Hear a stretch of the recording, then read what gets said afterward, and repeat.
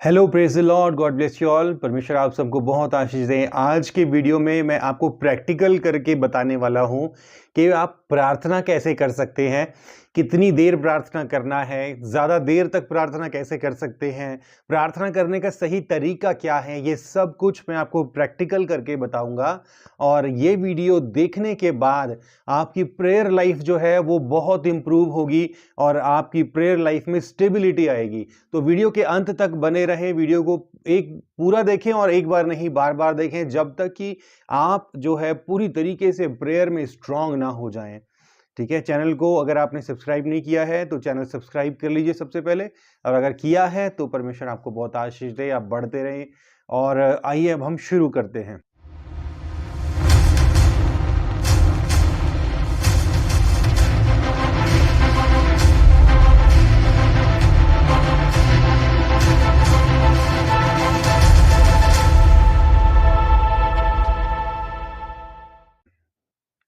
तो देखिए, सबसे पहले तो आपको ये जानने की जरूरत है कि प्रार्थना करना किससे है, प्रार्थना करने का सही तरीका क्या है, और आपकी प्रार्थनाएं ट्रैवल कैसे करती हैं, परमेश्वर तक पहुंचती कैसे हैं।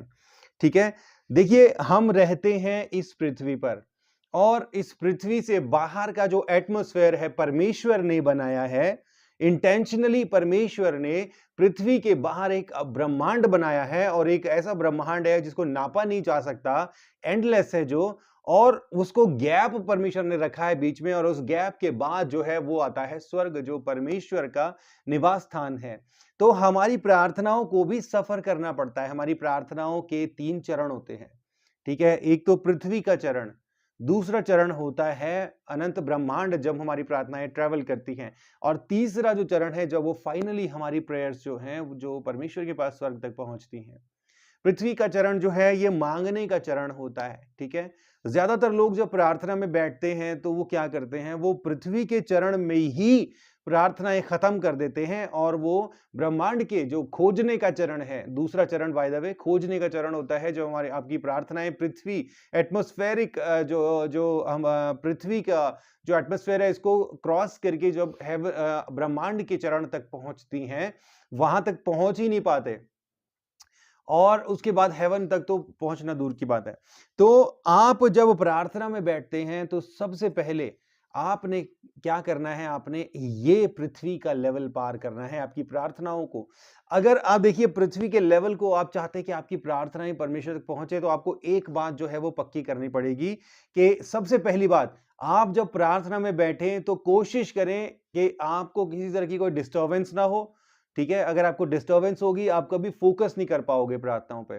ठीक है, अगर आप एकांत में प्रार्थना करते हैं, जो कि आइडियल टाइम, एक आइडियल टाइम जो है वो आइडियल टाइम है सुबह। ठीक है, पौ फटने से पहले 4 से 5 के बीच के 4 से 5 बजे के बीच का जो समय है, ये जो समय आइडियल टाइम है प्रार्थना करने का। तो 1 घंटा आप प्रार्थना के लिए कम से कम जरूर स्पेयर रखिए कि 1 घंटे हमें प्रार्थना जरूर करनी है। ठीक है, उसके बाद क्या करना है आपने, कि आपने प्रार्थना में जब बैठना है तो आपने पूरा ध्यान अपना फोकस प्रार्थना पर लगाना है। ठीक है, क्योंकि आपको पहले चरण में क्या करना है, जब भी आप देखिए प्रार्थना में बैठेंगे ना और आपका फोकस सेट नहीं होगा, क्योंकि होता क्या है कि जब आप प्रार्थना में बैठते हो ना, शैतान आपको प्रार्थना, वो कभी भी नहीं चाहता कि आप प्रार्थना में गहराई में जाओ।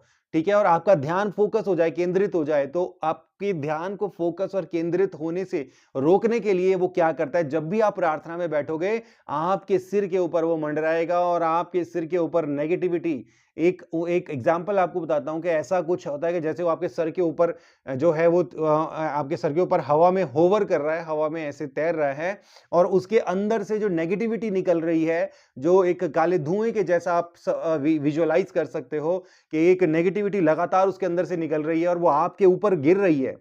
और जब आपके ऊपर वो नेगेटिविटी उसके ऊपर इविल स्पिरिट्स के अंदर से निकलकर आपके सर के ऊपर गिर रही है, तो उससे क्या होता है, आपके दिमाग में गंदे गंदे ख्याल, बुरी बातें, दुनिया भर की टेंशन वो लगातार आपके दिमाग में जनरेट होती रहती हैं, और आप ये समझ नहीं पाते कि, और बहुत से लोग क्या करते हैं कि वो समझ नहीं पाता कि ऐसा हो क्यों रहा है, और बहुत से लोग आंखें खोल लेते हैं। ठीक है, और वो कहते हैं कि नहीं नहीं, गंदे ख्याल आ रहे हैं, बुरी बात आ रहे हैं, ये नहीं आना चाहिए। ठीक है, तो ऐसा नहीं करना है आपको। ठीक है, जब भी आप प्रार्थना में बैठो ना, तो सबसे पहले तो जैसा मैंने बताया एकांत की जगह ढूंढनी है। उसके बाद आप प्रार्थना में बैठो तो आपने प्रार्थना में ऐसे बैठना है कि आप एक बार प्रार्थना में बैठे हो ना तो कोई भी दुनिया की ताकत आपकी प्रार्थना से आपको भंग नहीं कर सकती। ठीक है, आपके बाहर से कोई आपको भंग नहीं कर सकता, आपके अंदर जो है वो लड़ाई चलेगी थोड़ी देर तक। तो होता क्या है कि जब आप प्रार्थना में बैठोगे ना, अगर आप इस माइंडसेट के साथ बैठोगे, डर के साथ बैठोगे कि यार ऐसा ना हो कि मेरे मन में बुरे बुरे ख्याल आए और मैं प्रार्थना ना कर पाऊं, इस डर के साथ बैठोगे तो कभी भी आपकी प्रार्थना जो है वो लौ लगाने वाली गहराई की प्रार्थना नहीं होगी। जब भी आपको बैठना है ये माइंडसेट के साथ बैठना है कि मैं प्रार्थना में बैठ रहा हूं, मैं प्रार्थना में बैठ रही हूं और शैतान जितनी मर्जी कोशिश करे वो मेरी प्रार्थनाओं को भंग नहीं कर सकता, रोक नहीं सकता। ठीक है, तो आपने प्रार्थना में जब बैठना है तो एक ये सोच के चलना है कि जब तक आप इस पृथ्वी के लेवल से बाहर नहीं निकलते तब तक आप जो है गहराई में प्रार्थना करते रहेंगे। ठीक है, अब आपको प्रार्थना करना कैसे है, सबसे पहले मैं आपको बताता हूँ आपके बैठने का तरीका क्या है। देखिए जैसे मैं अभी बैठा हूं, आप चौकड़ी मार के भी बैठ सकते हैं। ठीक है, आप इस तरीके से भी प्रार्थना कर सकते हैं, चौकड़ी मार के हाथ जोड़ के इस तरीके से भी प्रार्थना कर सकते हैं।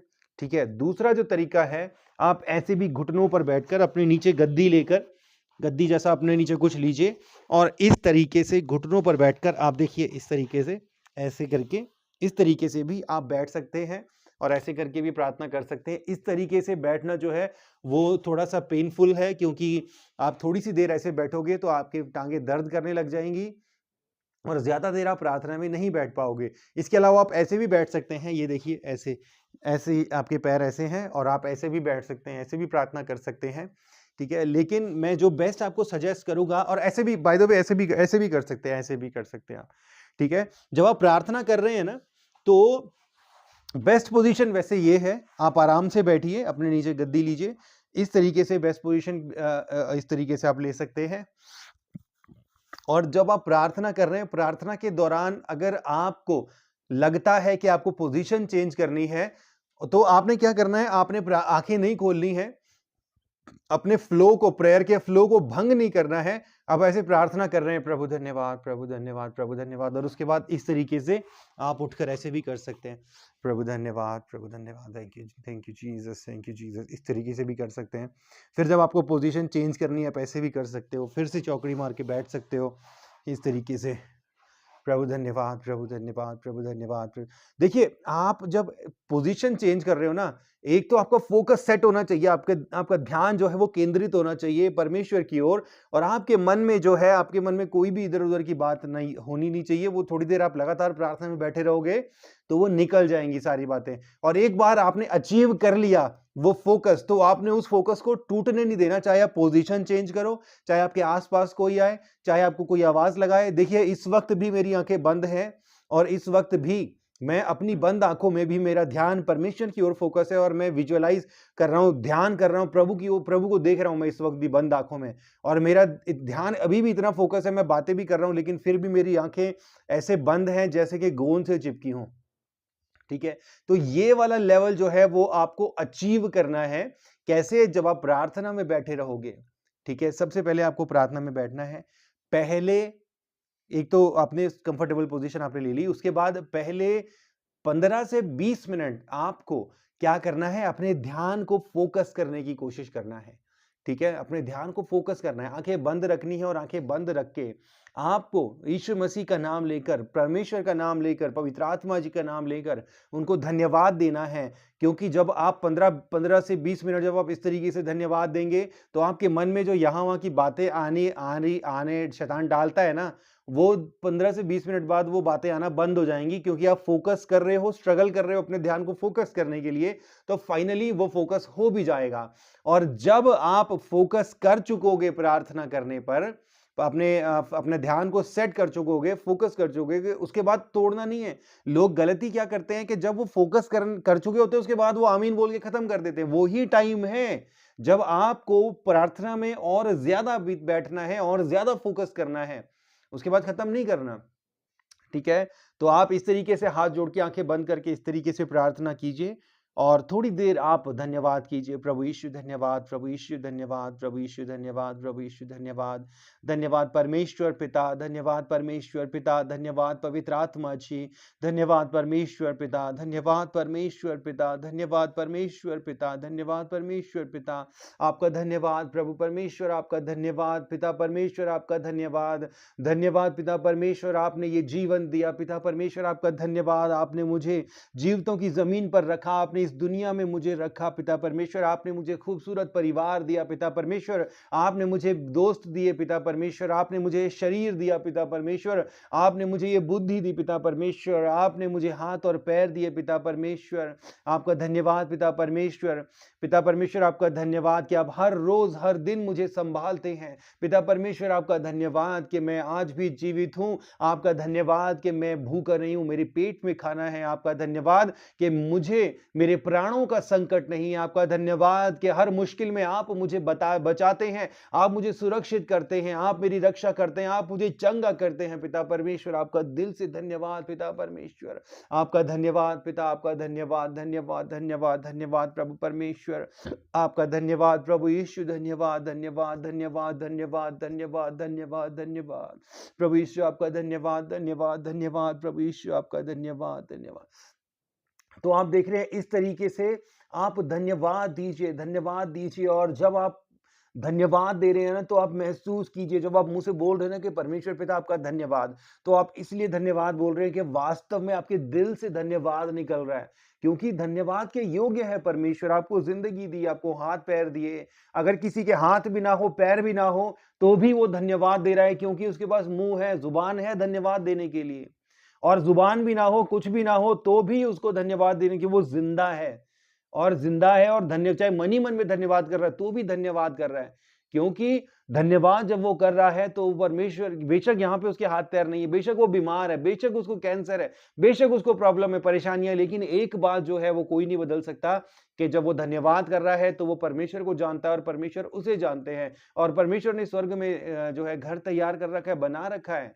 तो इस बात को तो कोई नहीं बदल सकता ना। तो हर एक इंसान के लिए परमेश्वर को धन्यवाद देने के लिए बहुत सारी वजहें हैं, और इसलिए आपको दिल की गहराई से परमेश्वर का धन्यवाद करना है। और जब 15 से 20 मिनट आप जब इस तरीके से धन्यवाद करने कर चुकोगे, उसके बाद आपको अपनी प्रार्थना शुरू करनी है। प्रार्थना शुरू कैसे करनी है? प्रभु यीशु मसीह ने हमें पैटर्न दिया है प्रार्थना करने का। कैसे? कि प्रभु यीशु मसीह ने कहा कि तुम ऐसे प्रार्थना करना कि हे मेरे पिता तू जो स्वर्ग में है, हे पिता, हे अब्बा तू जो स्वर्ग में है। ठीक है, तो आपने जब शुरुआत करनी है तो आपने सबसे पहले एड्रेस करना है आपकी प्रार्थनाओं को किसके नाम से करनी है, किसके नाम पे आपकी प्रार्थनाएं जा रही हैं? पिता परमेश्वर को जा रही हैं आपकी प्रार्थनाएं। तो कैसे करना है? जब आप धन्यवाद कर चुको और आपको लगे कि आपका मन पूरी तरीके से फोकस है, सेट है, उसके बाद आपको क्या करना है? उसके बाद आपको एड्रेस करना है कि स्वर्गीय पिता परमेश्वर, स्वर्ग पर विराजमान परमेश्वर, सारी सृष्टि को बनाने वाले परमेश्वर, एकमात्र सच्चे और जीवित परमेश्वर, आदि और अंत परमेश्वर, अल्फा और ओमेगा परमेश्वर, मैं आपको पुकारता हूं, मैं आपके नाम को लेता हूं पिता परमेश्वर, इब्राहिम, इसहाक और याकूब के परमेश्वर, प्रभु यीशु मसीह के परमेश्वर, मेरे परमेश्वर, हम सब के परमेश्वर, मैं आपके नाम को पुकारता हूं पिता। मैं मेरी प्रार्थनाओं को लेकर, मेरी विनतियों को लेकर पिता, मैं आपके चरणों में आता हूं पिता। जब मैं मांगूं तो आप मेरी सुनिए पिता। तो आपने जब आपने एड्रेस कर दी अपनी प्रेयर्स, आप इतनी सारी जो बातें मैंने बोली, ये मुझे काफ़ी सालों का एक्सपीरियंस है, तो इसलिए मैं बोल रहा हूँ। लेकिन अगर आप एक बिगिनर प्रार्थना करने वाले, तो हो सकता है इतनी सारी बातें आपको याद ना रहे, लेकिन आप बार-बार वीडियो को देख के याद कर सकते हैं। लेकिन ना भी रहें तो एक ही बात बोलकर आप, स्वर्गीय पिता परमेश्वर, आप जो स्वर्ग में हैं पिता। उसके बाद दूसरा चरण क्या? कि आपको आप परमेश्वर की पवित्रता का मान रखना है, यानी कि परमेश्वर को पवित्र जानना है। यीशु मसीह ने कहा कि तुम ऐसे प्रार्थना करना कि हे पिता तू जो स्वर्ग में है, तेरा नाम पवित्र माना जाए। ठीक है, परमेश्वर की पवित्रता को जो है आपने मान करना है, सम्मान करना है। ठीक है, उसके बाद आपने क्या करना है? जब आपने स्वर्गीय पिता परमेश्वर, आप पवित्र हैं पिता, आपका नाम पवित्र माना जाए, जैसे स्वर्ग में आपका नाम पवित्र माना जाता है, पृथ्वी पर भी आपका नाम पवित्र माना जाए पिता। उसके बाद आपको क्या करना है, उसके बाद परमेश्वर के राज्य के लिए प्रार्थना करनी है कि तेरा राज्य आए, तेरी मर्जी जैसे स्वर्ग में पूरी होती है वैसे ही जमीन पर भी हो। ठीक है, तो यहां पर आपने क्या करना है, परमेश्वर के राज्य के लिए प्रार्थना करनी है। राज्य के लिए कैसे प्रार्थना करनी है परमेश्वर से, कि परमेश्वर पिता आपका राज्य पृथ्वी पर आए, परमेश्वर पिता इस देश में बेदारी दीजिए, परमेश्वर पिता इस क्षेत्र में, इस गांव में, इस शहर में, इस घर में बेदारी दीजिए। परमेश्वर पिता ये लोग आपको जानने पाए, ये संसार आपको जाने, ये देश आपको जाने पिता, और हर कोई आपको जाने पिता। परमेश्वर जैसे आपने मुझे बचाया है, जैसे मैं आपका धन्यवाद कर रहा हूं, जैसे मैं आपका धन्यवाद कर रही हूं, वैसे ही मेरे पड़ोसियों को भी बचाइए, वैसे ही इस क्षेत्र के लोगों को, इस गांव के लोगों को बचाइए, उनकी भी आंखें खोलिए पिता, उनको भी बचाइए पिता, कि आपका राज्य फैले पिता, और ज्यादा से ज्यादा लोग स्वर्ग राज्य के लिए बचाए जाएं पिता, हर कोई बचाया जाए पिता। आपको राज्य के, परमेश्वर के राज्य के एक्सपेंशन के लिए प्रार्थना करनी है। ठीक है, वचन भी कहता है ना कि यदि तुम परमेश्वर की धार्मिकता और परमेश्वर के राज्य की खोज करो तो सब चीजें तुम्हें खुद ही मिल जाएंगी। तो आपको यहां पर प्रार्थना करनी परमेश्वर के राज्य की बढ़ोतरी के लिए। हे पिता, तू जो स्वर्ग में है, तेरा नाम पवित्र माना जाए, तेरा राज्य आए, तेरी मर्जी जैसे स्वर्ग में पूरी होती है वैसे ही जमीन पर भी हो। यहां पर क्या, यहां पर हम ये बता रहे हैं कि परमेश्वर पिता मेरे जीवन में मेरी नहीं बल्कि आपकी इच्छा पूरी हो। मैं वो ना बनूं जो मैं चाहता हूं, बल्कि मैं वो बनूं जो आप चाहते हैं। मेरे जीवन में वो हो जो आप चाहते हैं। आपकी योजना के लिए मैं अपने आप को समर्पित करता हूं पिता। आप जैसा चाहते हैं वैसे मुझे इस्तेमाल कीजिए, मैं यहां हूं पिता। आप जैसा चाहे वैसे मुझे चलाइए, जैसे चाहे वैसे मुझे बढ़ाइए। मुझ में मैं नहीं बल्कि आप हो, बोलने वाला मैं नहीं बल्कि आप हो, सुनने वाला मैं नहीं बल्कि आप हो पिता, चलने वाला मैं नहीं बल्कि आप हो। तो जब हम कह रहे हैं कि तेरी मर्जी जैसे स्वर्ग में पूरी होती है वैसे ही जमीन पर भी हो, उसमें हम ये कह रहे हैं कि पिता, मेरे जीवन में मेरी नहीं बल्कि आपकी मर्जी पूरी हो। तेरी मर्जी जैसे स्वर्ग में पूरी होती है वैसे ही जमीन पर भी हो। उसके बाद मेरे दिन भर की रोटी हर रोज मुझे दिया कर। ठीक है, उसके बाद आपको प्रार्थना करनी है अपनी जरूरतों के लिए। ठीक है, आपको खाने की जरूरत है, आपको कपड़ों की जरूरत है, आपको पैसे की जरूरत है, आपको कर्ज से मुक्ति की जरूरत है, आपको ये सारी चीजों के लिए उसके बाद प्रार्थना करना है। अपनी पर्सनल जरूरतों को आपने उसके बाद रखना है। ठीक है, कैसे, परमेश्वर पिता मैं प्रार्थना करते हैं, परमेश्वर पिता कि जो बिजनेस मैंने लगाया है उस बिजनेस में आपकी आशीष हो पिता, उस बिजनेस को बढ़ने में मदद कीजिए ताकि हम आपके राज्य के लिए सहायक बने और आपके राज्य की बढ़ोतरी हो पिता। मैं प्रार्थना करती हूँ मुझे कर्ज से मुक्त करो। मैं प्रार्थना करता हूँ कि आमदनी के साधन मेरे लिए खुले, घर में बरकत हो, और जो कुछ भी हम कमाएं उससे वो उस नुकसान ना हो, बल्कि घर में ठहरे और आशीष हो प्रभु जी। और आशीष वो सिर्फ हमें नहीं बल्कि हम हमारे साथ जुड़े हुए हर एक व्यक्ति तक वो आशीष पहुंचे। मुझे गाड़ी मिले और मेरी गाड़ी ठीक रहे। आपकी बेसिकली आपकी पर्सनल जरूरतों के लिए यहां पर आपको प्रार्थना करनी है। जब परमेश्वर प्रभु यीशु मसीह कह रहे हैं कि मेरे दिन भर की रोटी हर रोज मुझे दिया कर, तो वहां पर यह है कि आपके पेट के लिए, आपके कपड़ों के लिए, आपके शारीरिक जरूरतों के लिए, इन सब चीजों के लिए आपको प्रार्थना करनी है। उसके बाद आपको प्रार्थना करनी है अपने गुनाहों के लिए, पश्चाताप की प्रार्थना। जैसे मैंने अपने सब गुनहगारों को माफ किया, तू भी मेरे गुनाहों को माफ कर। ठीक है, उसके बाद आपको प्रार्थना करनी कि परमेश्वर पिता, मैं प्रार्थना करती हूँ कि हर वो व्यक्ति जो मेरा विरोध करता है, हर वो व्यक्ति जिसने मेरा कुछ बुरा किया, हर वो व्यक्ति जिसके लिए मेरे दिल में कड़वाहट है, मैं प्रार्थना करता हूँ कि उस कड़वाहट को मेरे दिल से निकालिए, क्योंकि मैं मेरे हर एक विरोधी को, मेरे हर एक सताने वाले को मैं दिल से माफ करता हूँ।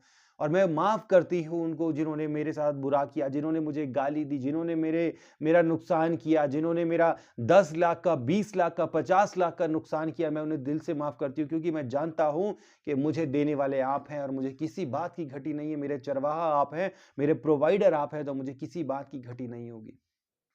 ठीक है, तो आपको प्रार्थना करना है अपने लिए कि परमेश्वर पिता, बीते समय, बीते दिनों में मुझसे जो भी गलती हुई है, मेरी जुबान से, मेरे कदमों से, मेरे हाथों से, मेरे पैरों से जो भी गलतियां हुई हैं, वो सब गलतियों से मुझे माफ कर दीजिए पिता परमेश्वर। मैं भी मेरे सब गुनहगारों को माफ करता हूं, सब गुनहगारों को माफ करती हूं पिता, मुझे भी माफ कीजिए। तेरी मर्जी जैसे स्वर्ग में पूरी होती है वैसे ही जमीन पर भी हो। मेरी रोज की रोटी मुझे दिया कर। जैसे मैं अपने सब गुनहगारों को माफ किया, तू भी मेरे गुनाहों को माफ कर। तो इस तरीके से जब ये सारा जो ये पैटर्न जो प्रभु ने दिया है, इस पैटर्न पर चलते हुए जब आप अपनी प्रार्थनाओं को पूरा रख कर देंगे, उसके बाद आपको क्या करना है, वो लोग जिनको अन्य भाषा का वरदान मिला है, वो लोग क्या कर सकते हैं, वो उसके बाद प्रार्थना करें कि पवित्र आत्मा जी, यहां से आप नियंत्रण लीजिए, यहां से आप प्रार्थना कीजिए मेरे लिए, मेरी जुबान पर नियंत्रण लीजिए, मेरे शरीर पर नियंत्रण लीजिए, और उसके बाद आप अन्य भाषा में प्रार्थना कीजिए। ठीक है, आप अन्य भाषा में प्रार्थना करने के लिए समय निकालिए। ठीक है, ये जो आपका प्रार्थना का जो आखिरी चरण है, अन्य भाषा में प्रार्थना करने का, अगर आपके पास अन्य भाषा नहीं है तो अन्य भाषा मांगिए इस सेक्शन में। ठीक है, और जिनके पास अन्य भाषा है वो अन्य भाषा में प्रार्थना करें। ठीक है, अन्य भाषा में प्रार्थना करें, और जिनके पास कम शब्द है वो जितने भी शब्द हैं उन्हीं को मांगे। और इस वक्त आप पूरी तरीके से गहराई में जा चुके होते हैं ना, पूरा आपका मन फोकस होता है और आपका ध्यान फोकस हो चुका होगा इस समय तक। तो उसके बाद आपने क्या करना है कि इस अन्य भाषा में प्रार्थना करना है, और अन्य भाषा में प्रार्थना करते वक्त आपने क्या करना है, पूरी तरीके से समर्पित परमेश्वर को अपने आप को करना है, अपने शरीर को, अपनी जुबान को। और ये आपके ऊपर है कि ये वाले सेक्शन में अन्य भाषा में आप कितनी देर प्रार्थना करते हैं। ठीक है, आप आधा घंटा कर सकते हो, आप 1 घंटा कर सकते हो, आप 2 घंटा कर सकते हो। जितना समय आप अन्य भाषा में प्रार्थना करने में बिताओगे, उतना ही जो है आपके पास लैंग्वेज ज़्यादा आएगी, आपके पास शब्द ज़्यादा आएँगे, और अन्य भाषा में प्रार्थना करने से आपकी व्यक्तिगत उन्नति होगी। ठीक है, आपके अंदर सामर्थ्य इकट्ठी होती चली जाएगी, शक्ति इकट्ठी होती चली जाएगी। ठीक है, और आपके जीवन में बदलाव आने शुरू हो जाएँगे, आपके स्वभाव में बदलाव, आपकी आदतों में बदलाव, बुरी बातें, बुरी आदतें, बुरी चीज़ें आपके जीवन से दूर होंगी, अन्य भाषा में अगर आप प्रार्थना में समय बिताएँगे। जिन्हें नहीं मिला है, वो मेरा वीडियो देख सकते हैं, मेरा वीडियो है जिसमें लाइव में मैंने अन्य भाषा का वरदान जो है वो कैसे मिला, वो दिखाया है, और सब बातें बताई है कि कैसे आपको अन्य भाषा का वरदान पाना है। ठीक है? तो जब अन्य भाषा का वरदान आप जो पाए हुए हैं, जब वो अन्य भाषा में प्रार्थना कर चुके, तो उसके बाद उन्हें क्या करना है, उसके बाद आपको फाइनल जो है शब्दों के साथ प्रार्थना करनी है कि स्वर्गीय स्वर्गीय परमेश्वर पिता, आपका नाम धन्य है पिता, आप धन्य हैं पिता, आप धन्यवाद, आप थोड़ी देर और धन्यवाद भी दे सकते हो। ठीक है, राज्य पराक्रम और महिमा सदा आपके हैं पिता, सब कुछ आपका है पिता, ये पृथ्वी आपकी है, सृष्टि आपकी, मैं आपका, मेरा जीवन आपका, मेरे परिवार आपका, सब कुछ आपका है पिता। मैं आपके नाम को ऊंचा उठाता हूँ, मैं आपके नाम को ऊंचा उठाता हूँ पिता। और जब ये सारी आपका जब फाइनल कंक्लूजन में आपकी प्रार्थनाओं का निकले, तो उसके बाद आपको अपनी सारी प्रार्थनाओं के लिए क्या करना है कि मेरी सारी प्रार्थनाओं को मैं मेरे प्रभु, मेरी उद्धारकर्ता प्रभु यीशु मसीह के सामर्थी नाम से मांगता हूँ, सुनिए और कबूल कीजिए पिता, आमीन। ऐसे बोल के आप अपनी प्रेयर्स को जो है वो फाइनल जो है खत्म करेंगे। और इस तरीके से आप प्रार्थना करेंगे तो 1 घंटा, पौना घंटा या 1 घंटा आराम से आप प्रार्थना कर सकते हैं। ठीक है, इस पैटर्न को जब आप फॉलो करेंगे। अब मैं आपको ये बताता हूँ कि आपकी प्रार्थनाएं ट्रैवल कैसे करती हैं। जब आप इस तरीके से प्रार्थना करोगे ना, और करीब 1 घंटे की आपकी प्रार्थना होगी, तो आपकी प्रार्थनाएं जो हैं, जब आप पृथ्वी के लेवल से निकल जाओगे, तो आप पहुंचोगे, आपकी प्रेयर्स पहुंचेंगी जो है यूनिवर्स के लेवल पर, पृथ्वी का एटमॉस्फेयर क्रॉस करके। ठीक है, आपका ध्यान, आपकी प्रार्थनाएं पहुंचेंगी, और उस वहां पर क्या होगा, आपकी प्रार्थनाएं और ट्रेवल करती हैं, और परमेश्वर का वचन कहता है कि जो दुष्ट आत्माएं हैं, जो इवल स्पिरिट्स हैं, वो हमारे जो ब्रह्मांड है वहां पर, पृथ्वी के गोले के चारों तरफ इवल स्पिरिट्स हैं। तो जब आपकी प्रार्थनाएं वहां पहुंचती है, तो इविल स्पिरिट आइडेंटिफाई कर लेती है कि कोई प्रार्थना कर रहा है, वो ऊपर की ओर बढ़ रही है, तो वो कोशिश करती है रोकने की। ठीक है, आपने देखा होगा कभी आप प्रेयर करते हैं तो किसी ने अचानक दरवाजा खटखटा दिया, जो कभी भी नहीं हो रहा था वो हो जाता है आपको भंग करने के लिए। तो आइडियल टाइम, जैसा मैंने बताया, सुबह का टाइम है।